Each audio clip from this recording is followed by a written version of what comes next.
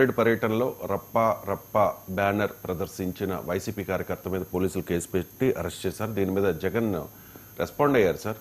రప్పా రప్పా తప్పేందప్ప అంటూ ఉన్నారు sir Jaganmohan Reddy. Cinema డైలాగులు పోస్టర్గా వేస్తే తప్ప అంటూ మరోసారి జగన్మోహన్ రెడ్డి రప్పా రప్పాను సమర్థించుకున్నారు. ఒకసారి జగన్ బయట సినిమా డైలాగుల్ని పోస్టర్లుగా పెట్టినందుకు ఇద్దరిని రిమాండ్కు పంపారు. సినిమా డైలాగులను పోస్టర్లుగా పెట్టినందుకు అడుగుతా ఉన్నా, నీకు అంత కష్టంగా ఉంటే సెన్సార్ బోర్డులో దానికి ఎందుకు పర్మిషన్ ఇవ్వాలా? డైలాగులు తీసేయండి. ఇంకా బాలకృష్ణ సినిమాలు, పవన్ కళ్యాణ్ సినిమాలు చూస్తే ఇంకా పెద్ద పెద్ద డైలాగులు కనిపిస్తాయి. నాకు ఇప్పుడు ఇక్కడికి వచ్చి ఈ ప్రెస్ మీట్కి ముందు శ్రీహర్ నాకు చూపించినట్టు కొన్ని డైలాగులు, ఆ సినిమా డైలాగులు, వాళ్ళ సినిమా డైలాగులు చూస్తే ఇంకా దారుణమైన డైలాగులు. మీకు డైలాగులు నచ్చకపోతే సెన్సార్లు తీసేయండి. సెన్సార్ బోర్డు ఎందుకు పర్మిషన్? సెన్సార్ బోర్డు ఉండేది ఎందుకు? అంతేగాని ఆ సినిమా డైలాగులు, సినిమా వచ్చిన తర్వాత, రిలీజ్ అయిన తర్వాత ఆ సినిమా డైలాగులు, ఆ సినిమాలో మంచి పాటలు ఉంటే ఆ మంచి పాటలు అవన్నీ న్యాచురల్గా ప్రసిద్ధి చెందుతాయి. ఆ సినిమాలో మంచి పాట ఏదైనా ఉంటే ఆ మంచి పాట పాడినా తప్పే అంటావు. ఆ సినిమాలో ఏదైనా మంచి డైలాగులు ఏదైనా వీళ్ళకి నచ్చితే ఆ నచ్చిన డైలాగులు వీళ్ళు పోస్టర్లుగా పెట్టినా తప్పే, వీళ్ళు మాట్లాడినా తప్పే, వాళ్ళు చేసిన యాక్షన్లు వీళ్ళు చేసినా తప్పే, వాళ్ళు ఇలా అన్నా తప్పే, వాళ్ళు ఇలా అన్నా తప్పే. ఎందుకు మరి సినిమాలు ఎందుకు తీస్తున్నారు స్వామి? మీరు ఆపేసేయండి, మూసేయండి. ప్రజాస్వామ్యంలో ఉన్నామా లేదా అన్నది నిజంగా ఆలోచన చేసుకోవాలి మనం అంతా. ఇలాగొచ్చే నష్టపోయింది అదే సినిమా డైరెక్టర్ జగన్మోహన్ రెడ్డి మరోసారి సమర్థిస్తూ ఉన్నారు సార్. సినిమాల్లో ఉన్నాయి కాబట్టి జనాలు చేస్తారు. సినిమాల్లో ఉన్న మంచి డైలాగులు అయితే ఇబ్బంది ఏం లేదు. ఇప్పుడు అక్కడ డిఫరెన్షియేషన్, మంచి డైలాగులు చెడ్డ డైలాగులు రెండింటిని కలిపి స్టాండ్ తీసుకున్నాడు. సో ఇప్పుడు సినిమాలో ఒక అమానుష అత్యాచారాన్ని చూపెడతారు. ఎస్, అది అశ్లీలంగా ఉంటే సెన్సార్ బోర్డ్ సర్టిఫికేట్ ఎందుకు ఇచ్చిందనే క్వశ్చన్ రైజ్ చేయొచ్చు, తప్పలేదు. ఇలా హింసను ప్రేరేపించే డైలాగులు సినిమాలో కూడా అనుమతించకూడదు, నిజమే, అది దాంట్లో ఏం తప్పలేదు. సెన్సార్ బోర్డు ఎందుకు అనుమతించింది అన్నది ఒక అంశం. దానికి సెన్సార్ బోర్డు అనుమతించిన ప్రతి పనిని నేను డిస్ప్లే చేసుకుంటా అంటే యాక్సెప్టబులా? ఒక ఘోరమైన అత్యాచారాన్ని సినిమాలో చూపెడతారు. సో ఘోరమైన అత్యాచారాలు పోస్టర్లు వేసి ప్రతి వీధిన ప్రదర్శించుదామా? అది యాక్సెప్టబులా? సో ఒక హత్య జరిగే సీన్ ఉంటుంది, ఒక కత్తితో ఒక విలన్ను హీరో పొడుస్తారు, లేదా హీరో విలన్ పొడుస్తారు, రక్తం ఇలా కారిపోతూ ఉంటుంది. సినిమాలో అది ఆ విజువల్ ఉంటుంది. ఆ విజువల్ను ప్రతి ప్లేస్లో, ప్రతి వీధి చివరన మనం పోస్టర్లలో ప్రదర్శించుకుందామా? అప్పుడు ఇంపాక్ట్ సేమ్ ఉంటుందా? సినిమాలో చూసేటప్పుడు ఒక మనిషికి తెలుసు అది సినిమా అని, అది నిజ జీవితం కాదని తెలుసు, నిజంగా అలా జరగలేదని తెలుసు. నిజంగా అలా జరగలేనప్పుడు హ్యూమన్ ఎమోషన్ వేరుంటుంది. అది కూడా ఇవాళ రేపు సినిమాలో జరిగిన దాన్ని అనుకరించేటువంటి ధోరణే పెరుగుతున్న సమాజంలో. దానిపైన తీవ్రమైన ప్రశ్నలు వస్తున్నాయి. సినిమాల్లో ఈ రకమైన ట్రెండ్స్ మంచిది కాదు. ఇప్పుడు ఈవెన్ మీకు అల్లు అర్జున్ పుష్ప సినిమాలో ఇదే డైలాగ్ ఉన్న సినిమాపై కూడా స్మగ్లర్లను హీరోగా చేయొచ్చు, అడవుల్ని ఒకప్పుడు కాపాడే వాళ్ళని హీరోలుగా చూపెట్టేవాళ్ళు, ఇప్పుడు అడవుల్లో స్మగ్లింగ్ చేసే వాళ్ళు హీరోలుగా చూపెడుతున్నారని చెప్పి పవన్ కళ్యాణ్ కూడా మాట్లాడిన సందర్భం ఉంది. అందువల్ల సినిమాల్లోనే దీనిపైన క్వశ్చన్స్ వస్తున్నాయి. Still cinema is cinema, that is not the reality. So cinema వేరు, నిజ జీవితం వేరు కదా. అందువల్ల సినిమాలో అనుమతించిన సెన్సార్ బోర్డు నిజ జీవితంలో కూడా దాన్ని అనుమతిస్తుంది అంటే యాక్సెప్ట్ చేస్తామా? సో దాన్ని ఎంకరేజ్ చేస్తామా? ఇప్పుడు సినిమాలో, ఇప్పుడు ఉదాహరణకు సతీ సహగమనం అనేది ఒక సినిమాలో చూపెట్టారు అనుకుందాం. ఎందుకంటే ఆ సినిమాలో సతీ సహగమనం అనే సన్నివేశం చూపెట్టారు. ప్రాచీన కాలంలో ఇలాంటి దురాచారం ఉండేది.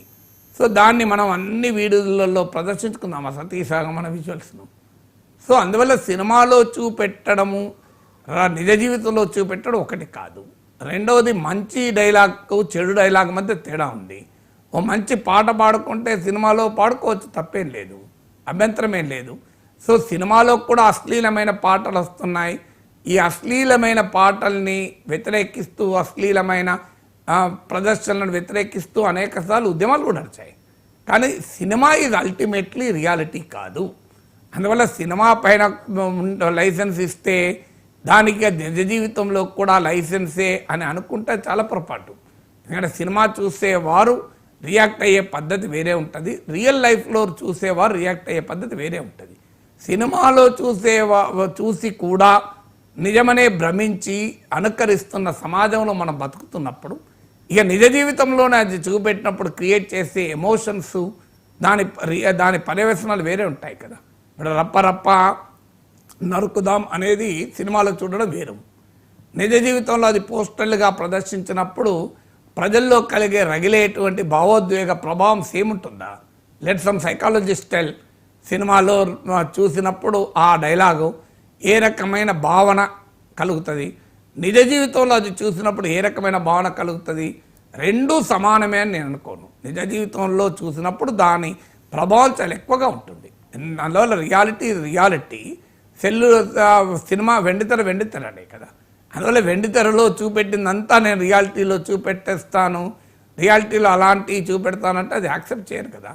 సో అందువల్ల ఇలాంటివి మీకు సమాజంలో వైలెన్స్ను ప్రేరేపించి సమాజంలో ఒక అనారోగ్యకరమైన ధోరణులను ప్రేరేపించడం అనేది ఎప్పుడు కూడా కరెక్ట్ కాదు. హింసకు కారణమైందా, మేమేదో జోక్గా పెట్టలేదు కదా. రెండు రాజకీయ పార్టీల మధ్య ఒక ఘర్షణ జరుగుతున్న సమయంలో, ఒక ఘర్షణ వాతావరణం ఉన్న సమయంలో దాన్ని ప్రదర్శించారు.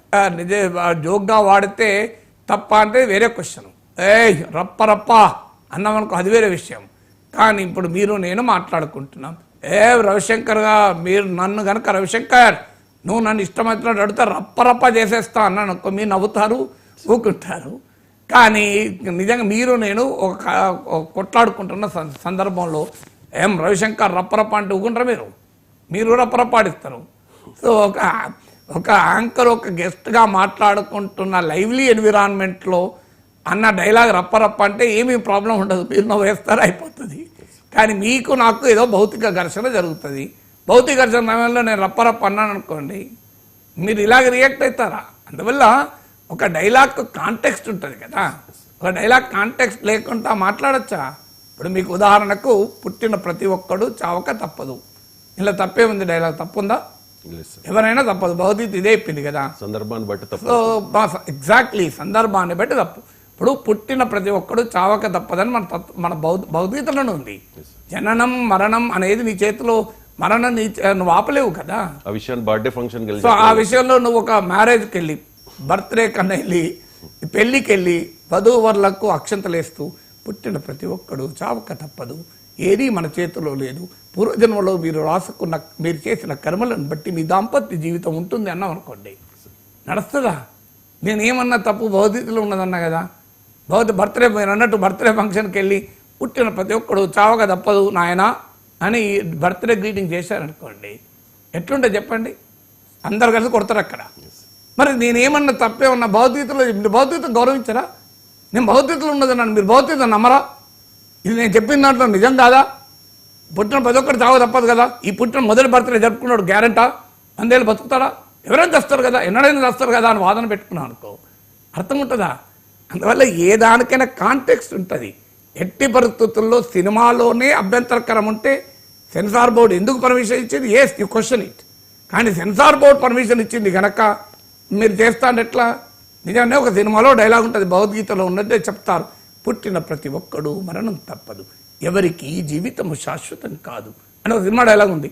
నేను అదే డైలాగ్ చెప్పిన తప్పే ఉన్నది, బర్త్డేలో కూడా అదే చెప్పిన అంటే నడుతుందా? బర్త్డేలో చెప్పరు కదా. అందువల్ల కాంటెక్స్ట్ ఉంటుంది. అందువల్ల ఆ కాంటెక్స్ట్ ఈ కాంటెక్స్ట్ వేరు. ఈ వివాదానికి ఫుల్ స్టాప్ చెప్పాలంటే అసలు ఇది ఆ సందర్భంలో వాళ్ళు ఏదో భావావేశంలో అన్నారు, అది అనడం కరెక్ట్, సందర్భోచితం కాదు. నేను మా కార్యకర్తలు కూడా చెప్తానని. ఎందుకంటే ప్రతిపక్షంలో ఉన్న వాళ్ళు రెచ్చగొడితే నష్టం ప్రతిపక్షానికి. ప్రతిపక్షంలో ఉన్నవారు రెండు రెచ్చగొట్టే కార్యక్రమం చేయకూడదు. ప్రతిపక్షంలో ఉన్నవారు అనుసరించేటువంటి ఎత్తుగడలు ఎలా ఉండాలంటే తమకున్న డెమోక్రటిక్ స్పేస్ను పెంచుకునేలా ఉండాలి వ్యూహాత్మకంగా. కానీ నాకున్న డెమోక్రటిక్ స్పేస్ని ఇంకా నేను తగ్గించుకుంటాను, నేను యుద్ధమే చేస్తాను, రోజు ఘర్షణే పడతాను అంటే అది ప్రతిపక్షానికి కూడా బెనిఫిట్ కాదు. అందువల్ల మీరు ప్రభుత్వాల వైఫల్యాలను ఎండగడుతూ రాజకీయం చేయాలి తప్ప ప్రభుత్వంతో యుద్ధం చేస్తూ రాజకీయం చేయడం వల్ల ప్రయోజనం ఉంటుందని కూడా అనుకోను. అందువల్ల వ్యూహాత్మకంగా తప్పు సమాజం కూడా అంగీకరించదు. సమాజం కూడా ఈ బెల్లిజరెంట్ పోస్టరింగ్ అంటే ఒక శత్రుపూర్వకమైన యుద్ధ వాతావరణాన్ని తలపించేటువంటి వాటిని ఆ సందర్భంలో అన్నవాడినైనా క్షమిస్తారేమో కానీ ఆ తర్వాత శాంతి సమర్థిస్తే అసలే అంగీకరించు. ఇప్పుడు ఎక్కడో వైసీపీ కార్యకర్తలు మా పైన టీడీపీ వాళ్ళు ఎడాక్ చేస్తుంటే మా కోపం వచ్చి అన్నాం అంటే అదొక తీరు, అది కూడా అనకూడదు. కానీ